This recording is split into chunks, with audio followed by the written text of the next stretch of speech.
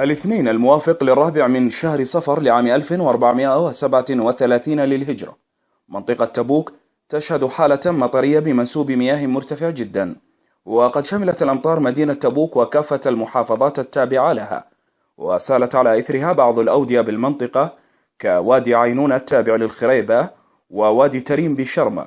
وتؤكد الأرصاد بأن الحالة المطرية على مدينة تبوك ما زالت مستمرة حتى يوم غد.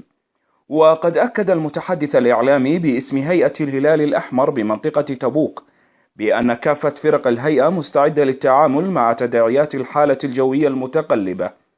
كما عقد الدفاع المدني لجنة فورية تحسبا لأي طارئ قد يحدث لا سمح الله، وذلك بتمركز الآليات والمعدات من جميع الجهات المشاركة ذات العلاقة، حيث حددت 4 مناطق إسناد لمدينة تبوك، سائلين الله عز وجل أن يجعلها أمطار خير وبركة، وأن يعم بنفعها أرجاء البلاد.